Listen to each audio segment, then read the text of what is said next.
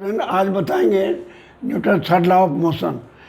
Newton third law of motion कहलाता है every action है equal and opposite reaction.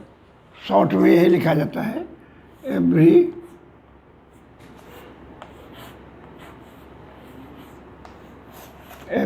Action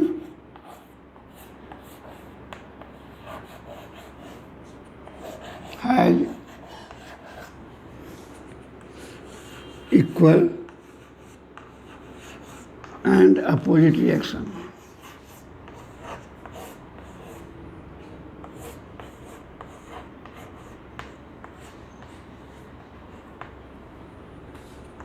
Opposite reaction.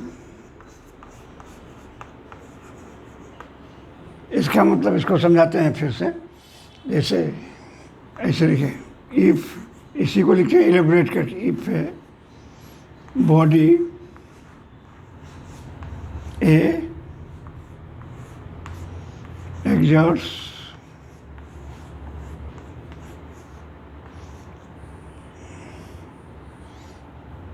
a force F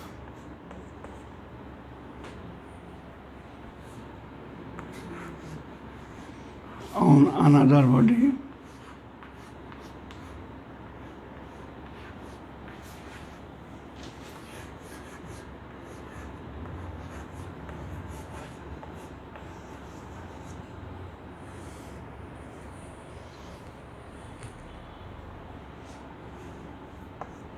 then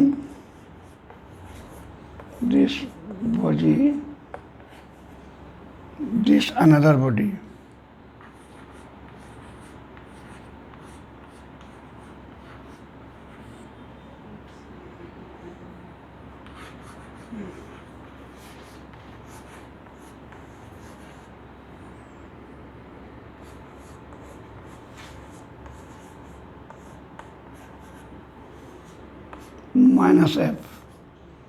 minus F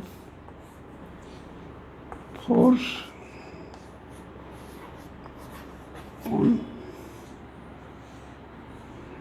A and the line of action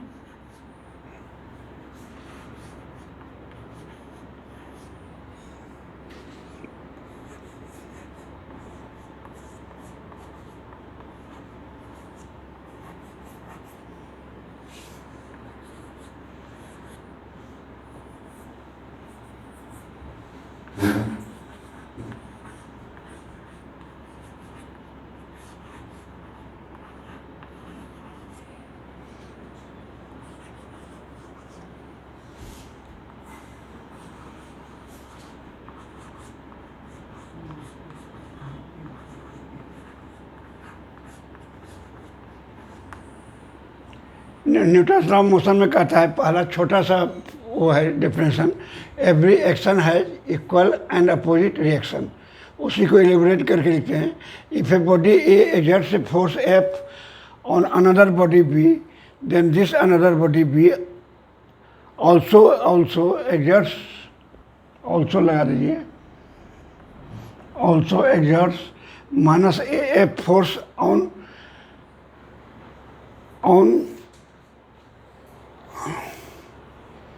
A and the line of action of the force is from one body to other। समझे?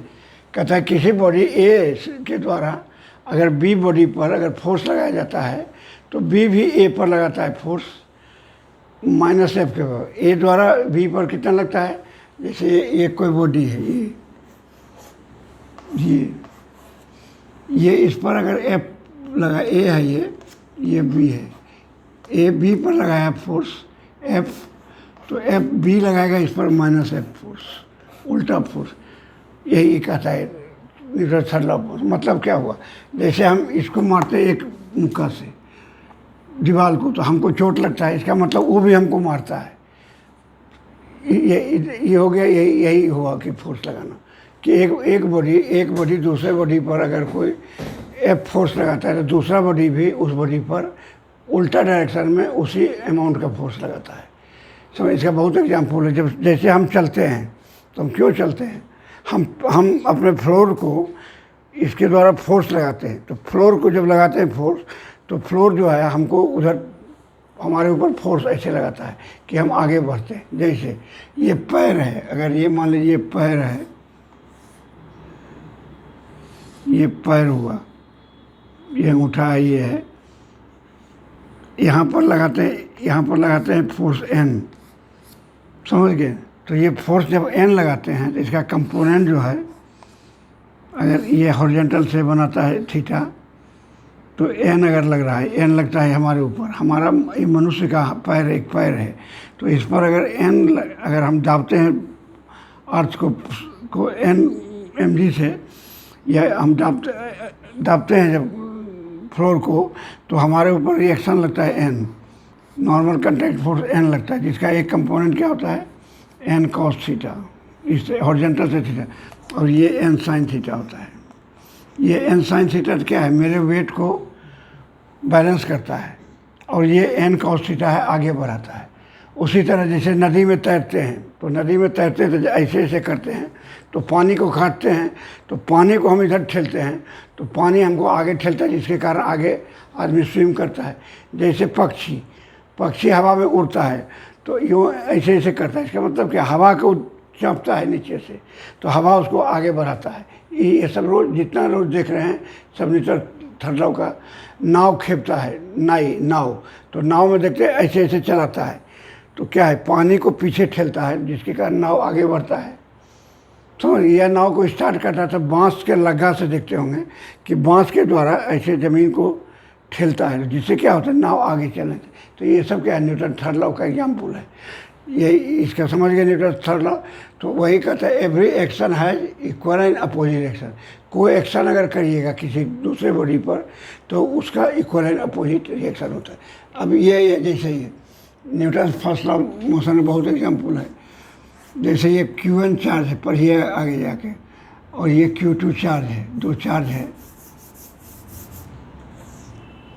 ये plus charge दोनों पर है, इस पर भी से, तो क्या होता है, ये इसको रिपेल करता है, यानी इस पर एफ फोर्स उधर लगाता है, ये उसको उधर ठेलता है, ये उसको इधर ठेलता है। तो ये क्या हुआ, ये क्यों होता है, न्यूटन थर्ड लॉ का कारण होता है।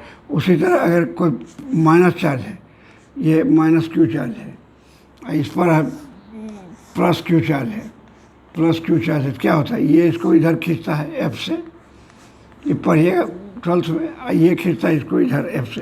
तो ये सब क्यों होता है, न्यूटन थर्ड लॉ का सब एग्जाम्पल है। तो समझ गए ना।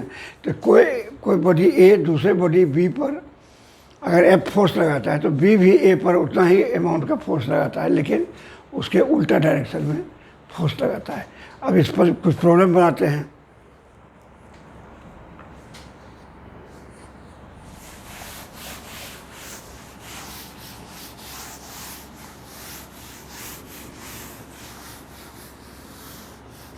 कल हम जो है लामी थ्योरम का वीडियो दिए थे, उसको हम प्रूव किए थे, स्टेटमेंट लिखना भूल गए थे। तो स्टेटमेंट तो जो प्रूव किए वही स्टेटमेंट था, यानी किसी बॉडी पर अगर 3 फोर्स लगता हो, तो वो फोर्स जो होता है, ईच फोर्स जो होता है दूसरे फोर्स के साइन का प्रोपोर्शनल होता है। अगर 3 फोर्स लगता हो P, Q, R किसी एक बॉडी पर, तो P जो होगा प्रोपोर्शनल होगा किसका, sine of angle between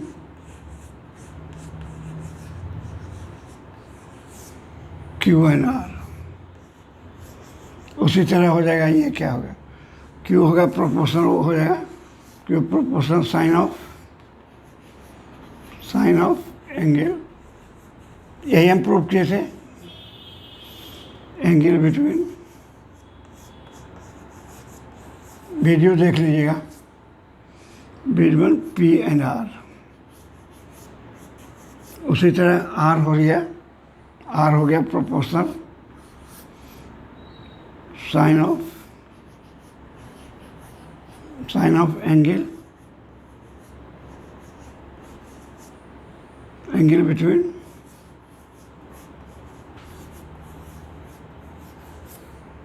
P and Q. समझ ये बताइए, याद रहा? हम सोचे प्रूव करिए थे तो वही बच्चा समझ जाएगा कि जो हम प्रूव किए वही स्टेटमेंट था लामिस थ्योरम का। एक प्रॉब्लम बताए और मिसलेनियस प्रॉब्लम देंगे, उसमें और बताएंगे। हाँ, अब देखिए, अब आज बता रहे हैं मंकी और पुल्ली का प्रॉब्लम। ये मान लीजिए कोई रस्सी है, ये रस्सी है, कोई आदमी इस पर ऐसे चढ़ता है, ऐसे चढ़ता है। क्या कारण है? जब आदमी उस पर एफ फोर्स लगाता है इस डायरेक्शन में, नीचे के डायरेक्शन में एफ लगाता है, तो रस्सी भी आदमी पर एफ डायरेक्शन में, उल्टा डायरेक्शन में एफ अमाउंट का फोर्स लगाता है। जब रस्सी से हम किसी दीवार पर या कहीं फांदना चाहते हैं, चढ़ना चाहते हैं, तो रस्सी को जब हम यूँ खींचते हैं तो नीचे खींचते हैं तो और हम ऊपर चल जाते हैं। इसका कारण क्या है? रस्सी को हम नीचे डायरेक्शन में खींचते हैं, उसी के बराबर जितना फोर्स हम लगाते हैं उतना ही अमाउंट का फोर्स हमको रस्सी लगाता है, जिसके कारण हम ऊपर चढ़ते हैं। ये सब एग्जाम्पल। तो उसी तरह मान ली रस्सी है, कोई ऊपर जा रहा है, कोई आदमी जा रहा है ऊपर, ये बंदर जा रहा है, ये मान लीजिए बंदर है, ये बंदर है, इसका पूंछ है, ये ऊपर जा रहा है। तो अगर ऊपर जा रहा है बंदर, तो ये इसको खींचेगा बंदर, इसको नीचे रस्सी को। तो बंदर का मास मान लीजिए एम है और ये एफ फोर्स लगा, ये टी फोर्स लगाया इस पर, नीचे के डायरेक्शन, किस डायरेक्शन में लगाया? इस डायरेक्शन में टी लगाया। तो बंदर पर लगेगा फोर्स ऐसे, ये टी लगेगा उधर, और इसका हो जाएगा मास होगा एम जी, इसका नीचे बंदर का, ये सेंटर उसके लिए सी से। तो अब क्या हो गया? ऊपर जाने के लिए क्या कंडीशन होगा? टी एक्सलेशन के T minus M G will be equal to M A. ठीक है, अगर बंदर ऊपर से नीचे आता है, मान लीजिए अगर बंदर ऊपर से आएगा नीचे, तब क्या होता है? एम जी नीचे लगता है और क्या होता है? टी ऊपर लगता है, और ये ओ इक्वल टू एम ए होता है। समझे? तो टी क्या हो गया? यहाँ देखिए, इस केस में टी हो गया एम इंटू जी प्लस ए। ऊपर जाने के लिए इसको ज़्यादा फोर्स लगाना जी पर, और वही नीचे आने के लिए क्या हो गया? टी बराबर क्या हो जाएगा? एम इंटू ए माइनस जी। समझे? इसी पर आधारित को, अच्छा मान लीजिए यूनिफॉर्म मोशन से जाता है, तब क्या होगा? टी बराबर क्या होगा? एम जी होगा, यानी नेट फोर्स क्या होगा? जीरो होगा, और अपना जो वेलोसिटी से जाएगा वो जा रहा है, उसको कोई एक्सेलेरेशन नहीं लगेगा। तो यूनिफॉर्म मोशन में ऊपर जाने या नीचे जाने का ये कंडीशन हुआ। ऊपर जाने का हो गया टी बराबर एम इंटू जी प्लस ए, और नीचे आने के लिए क्या होगा? टी बराबर एम इंटू ए माइनस जी। यही तीन कंडीशन है, इसी पर आधारित कुछ क्वेश्चन करते हैं। बंद कर। देखिए, एक एग्जाम्पल है। आज कहते हैं 5 केजी का बंदर है, 5 केजी बंदर का वजन है, वो 2 मीटर पर सेकंड से ऊपर जा रहा है, पर सेकंड के एक्सेलेरेशन से। तो उसको कितना फोर्स लगाना होगा? तो क्या कैसे निकालिएगा?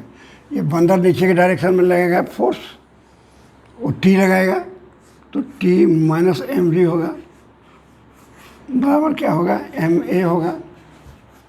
तो टी हम निकालेंगे, ये टी हम इसे नीचे लगाएंगे तो उसको ऊपर ठेलेगा, वो टी से ऐसे खींचेगा नीचे।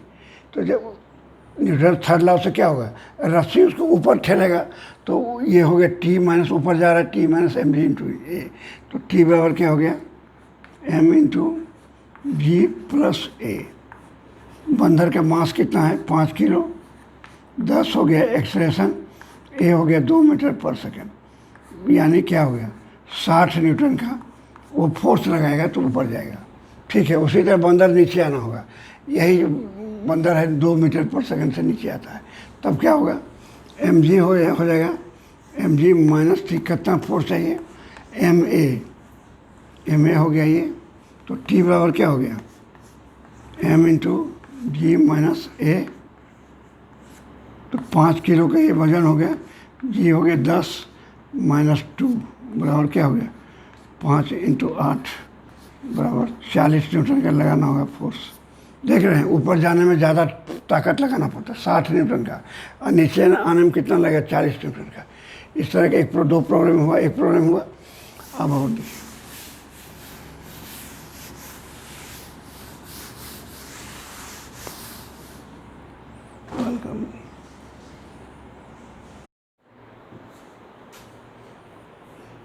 हाँ, ये क्वेश्चन है, कहता है मंकी का एक्सप्रेशन बताइए। ये कोई ब्लॉक है, ये पुल्ली है, यहाँ से यहाँ पर मंकी है, मंकी लटका हुआ, इसका पूंछ है ये, समझ गए ना। और यहाँ पर एक ब्लॉक है जो ज़मीन पर रखा हुआ है, ग्राउंड पर एक ब्लॉक है जिसका मास दिया हुआ है 5 kg, 5 kg इसका मास दिया है। मंकी का मास है 4 kg। तो कहता है कि मंकी इसका एक्सेलेरेशन बताए। एक्सेलेरेशन मंकी कौन सा एक्सेलेरेशन से ऊपर जाए, जानते हैं ऊपर जाता है तो टेंशन प्रोड्यूस होता है। ऐसे रस्सी जब खींचेंगे तो हम ऊपर जाएंगे न्यूटन थर्ड लॉ से, न्यूटन थर्ड लॉ से जब हम टेंशन लगाएंगे, खींचेंगे नीचे, फोर्स लगाएंगे तो रस्सी हमको खींचेगा, इसको मंकी को ऊपर खींचेगा। तो उसके लिए अभी निकाले थे टी बराबर क्या होता है, टी इक्वल टू आया mg/ma, अभी जस्ट निकाले हैं ma यानी mg + ma, sorry mg should भी क्या होना चाहिए, टेंशन mg से बड़ा होना चाहिए, है ना। टेंशन क्या हो रहा है, mg से बड़ा होगा। mg कितना है 4 kg, यहाँ है, वहाँ 5 kg है, इसको उठाना है 5 kg, यानी टेंशन जो है इससे बड़ा होना चाहिए 5 kg से। तो इस पर एक्सलेशन लगाएंगे तो टेंशन बढ़ेगा, तो एक्सलेशन लगाएंगे तो टेंशन बढ़ेगा। तो उसी निकालते हैं पहला केस। तो ज़मीन को कहता है छोड़ दे, किस एक्सलेशन से मंकी ऊपर जाए कि ये ब्लॉक जो ज़मीन पर रखा हुआ है ये ज़मीन को छोड़ दे। तो ज़मीन को छोड़ने के लिए क्या चाहिए, उसका अगर फ्री बॉडी बनाएंगे तो उस पर क्या लगेगा, mg लगेगा नीचे, ये 5g यानी 50 नीचे हुआ। उसके बाद एक n लगेगा ऊपर, n लगेगा ऊपर, और ये t लगेगा यहाँ, ये t होगा, यहाँ भी t होगा इधर, ठीक है। तो अब देखिए एक t हो गया इस डायरेक्शन में, ये पॉइंट मास लीजिएगा तो क्या हो गया t, और n लगेगा इधर, n लगेगा, और ये हो गया 50 न्यूटन, समझे। तो अब इसके लिए अब इक्वेशन जब बनाएंगे क्या होगा, n + t will be equal to 50। तो n को 0 कर देंगे तो ज़मीन को छोड़ देगा। जानते हैं कंटैक्ट को छोड़ने के लिए क्या है, n जो है नॉर्मल कंटैक्ट अगर 0 हो जाए तो उसको ज़मीन को छोड़ देगा, ज़मीन पर रखाएगा ही नहीं, रहेगा नहीं। तो उसको ज़मीन जैसे छोड़ेगा तो उसका नॉर्मल मैंने कंटैक्ट उससे ख़त्म हो जाएगा। तो t बराबर कितना हो गया 50, यानी t दे दिया है 50। तो ये अभी यहाँ ये t 50 है तो ये t भी 50 होना चाहिए, 50 न्यूटन। अब आपको पता हो गया t 50 न्यूटन। तो अब निकाल लीजिए एक्सप्रेशन। अब क्या अभी निकालें, t बराबर क्या हो जाएगा, t इसका फ्री बॉडी मंकी का बनाएंगे तो मंकी का जब बनाएंगे फ्री बॉडी तो मंकी का हो गया ये 40g, 40 हो गया, ये t लगेगा 50, ठीक है, ये t लगेगा 50। तो अब क्या हो गया, अब हमको a निकालना है तो t - mg होगा बराबर ma, t हमको दिया हुआ है और mg t दिया हुआ है 50, और mg भी दिया हुआ है। mg कितना दिया हुआ है इसका 40, और मास भी दिया हुआ 4। एक्सप्रेशन कितना हो गया ये 10/4 4a, यानी a बराबर क्या हो गया 10/4, 10/4 यानी 5/2 मीटर पर सेकेंड से चलेगा, पर सेकेंड यानी 2.5 मीटर। समझ गए ना, यानी ये फोर्स लगाएगा, ये टेंशन लगेगा 50 न्यूटन का, जिसके कारण उसका एक्सलेशन होगा 2.5 मीटर पर सेकेंड। जब ये होगा तो वो उठ जाएगा वहाँ। समझ गए, बस यही हो गया इसका जवाब। ये ऐसे वर्मा का प्रॉब्लम है। Question number 37। यहाँ से एक मंकी लटका हुआ है,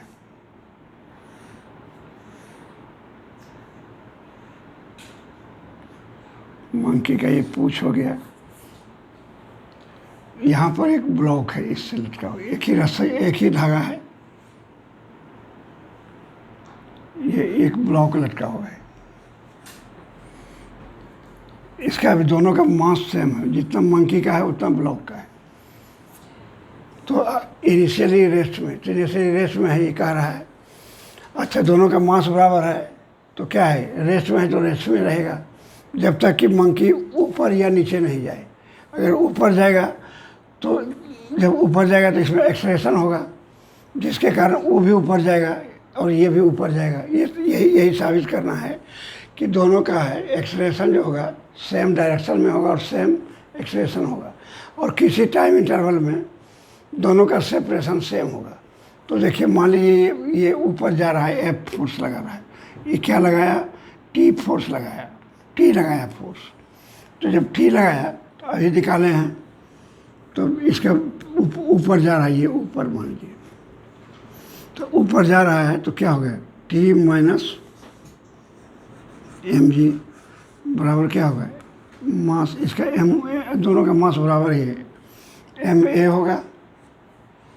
तो टी बराबर क्या हो गया, या ए निकालिए, छोड़िए, ये हमको निकालना है पहला। तो ये टेंशन यहाँ टी होगा, तो यहाँ ये ऊपर की तरफ टी लगेगा, तो यहाँ भी टी लगेगा ऊपर की तरफ। समझ गए, ऊपर जाएगा तो क्या होगा, ये रस्सी को ऐसे खींचेगा, रस्सी को इस तरह से खींचेगा नीचे, तो ये फोर्स रस्सी उसको ऊपर लगाएगा। बंदर जो है रस्सी को नीचे की तरफ खींचेगा, बंदर रस्सी को नीचे की तरफ यूँ खींचेगा तो रस्सी उसको ऊपर खींचेगा।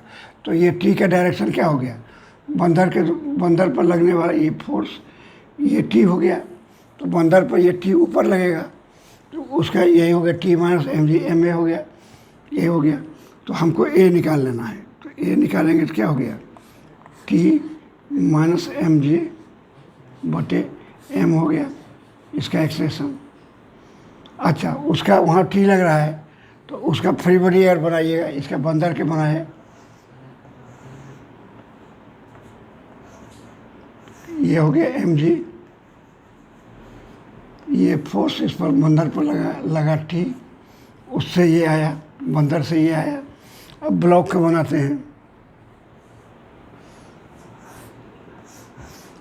रस्सी मासलेस है तो सब जगह सेम टेंशन लगेगा, मासलेस और फ्रिक्शनलेस है, तो ये इसका हो गया एम जी लगेगा, फिर नीचे इसका, इस पर टी लगेगा ऊपर, टी लगेगा ऊपर, तो इसका इक्वेशन बनाएंगे तो ये भी ऊपर जाएगा, ये ऊपर जाएगा तो क्या होगा, टी माइनस एम जी ए बराबर क्या हो, फिर एम ए हो गया।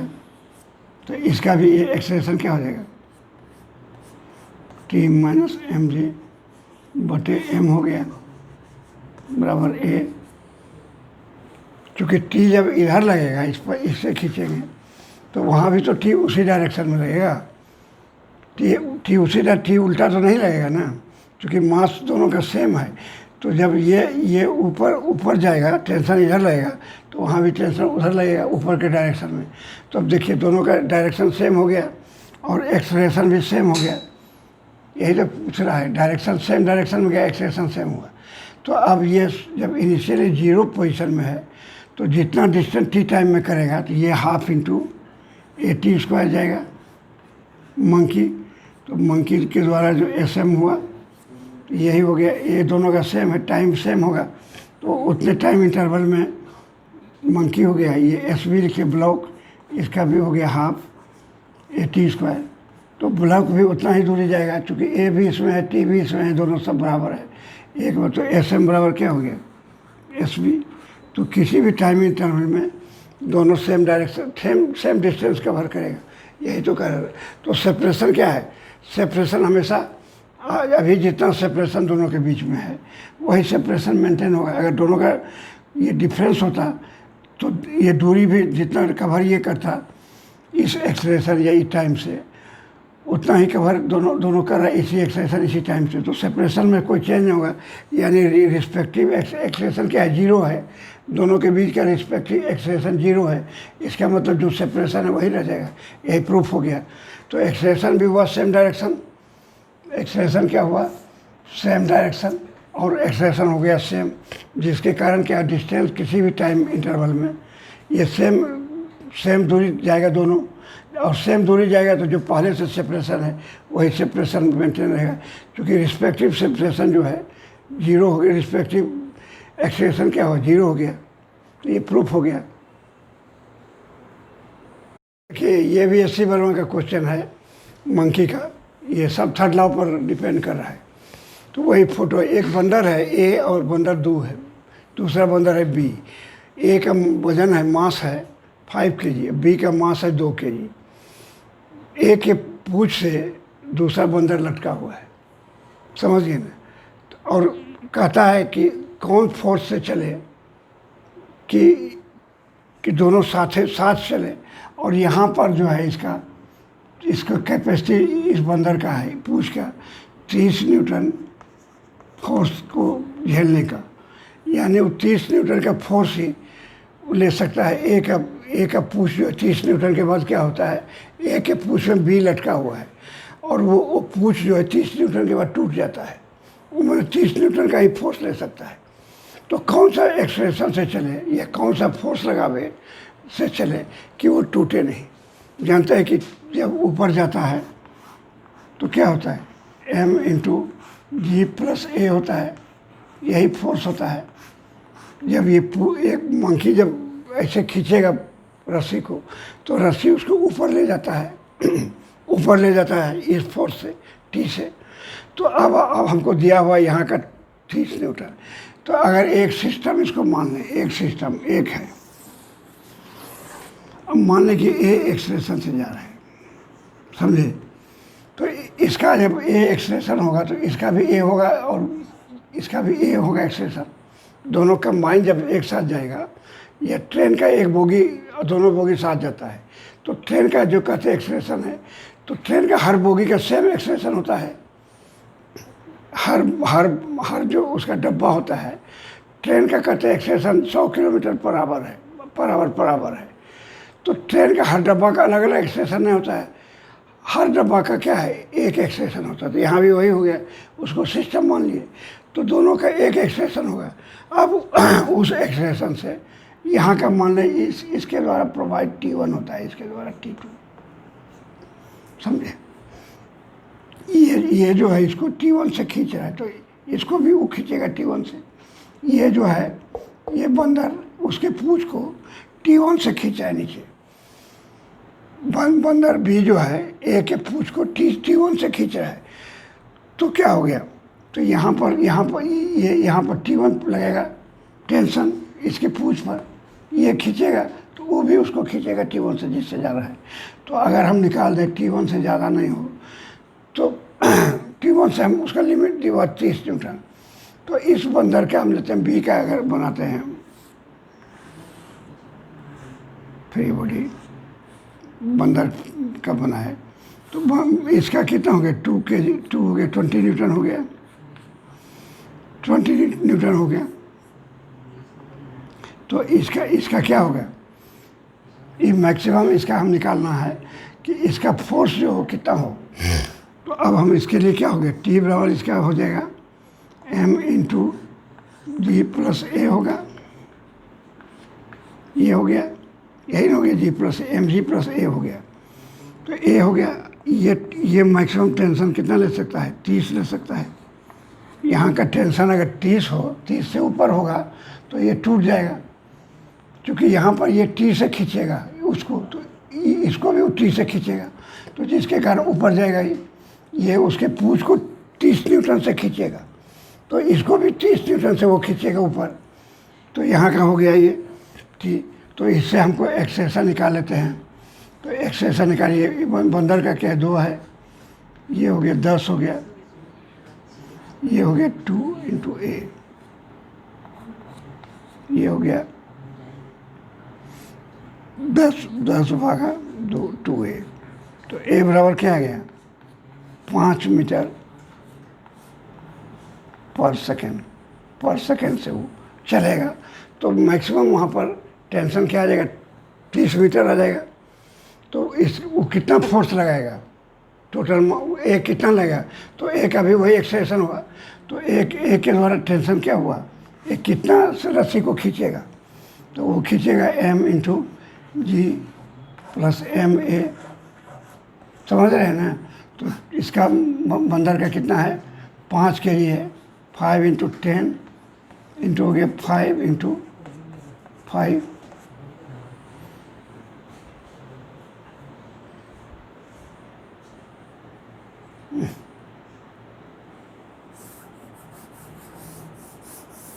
बंद करो तो बंद। चलो, तो अब देखिए ये 5 नहीं, ये 7 हो जाएगा, क्योंकि सिस्टम के द्वारा क्या फोर्स, सिस्टम का एक्सेशन ये हुआ, तो ये सिस्टम के द्वारा कितना एक्सेशन रहेगा? ये 10 × 5, तो ये हो गया 7 × 15, 105 न्यूटन। समझे ना? यानी ये सिस्टम दोनों मिल के, ये सिस्टम के द्वारा 105 न्यूटन का फोर्स लगेगा उस पर, रस्सी पर। तो मैक्सिमम फोर्स 105 लगाया और 30 न्यूटन को बर्दाश्त कर लेगा। समझे? अब 30 न्यूटन को बर्दाश्त करें, ये तो 30 न्यूटन हो गया मैक्सिमम। तो ए अगर 0 हम करें, इसको ए को जैसे हम लिखेंगे, ये T - mg बराबर ma, यानी कि एक्सेलेरेशन जब तक पॉजिटिव रहेगा तो ऊपर जाएगा, ये निगेटिव नहीं। ए बराबर अगर 0 करेंगे तो क्या हो गया? टेंशन क्या हो गया? 7 × 10 बराबर 0, यानी लिमिट क्या हो गया? 70। यानी एक्सेलेरेशन अगर 0 हो तो टेंशन कितना लगाना पड़ा? 70 न्यूटन का। तो लिमिट क्या हुआ कि मैक्सिमम 70 से 105 तक जाएगा। 70 से शुरू होगा, 70 पर तो वहाँ रुका रहेगा। 70 से थोड़ा ज़्यादा होना चाहिए। ए का वैल्यू क्या होना चाहिए? 0 से ज़्यादा होना चाहिए, तो जाएगा। तो यानी इसका लिमिट क्या हो गया? टेंशन का फोर्स लगाने का लिमिट क्या हुआ? 70 से ज़्यादा 105 से के बराबर। तो उसका ना पूंछ टूटेगा और वो अपना चलेगा, साथ ही जाएगा। चलो।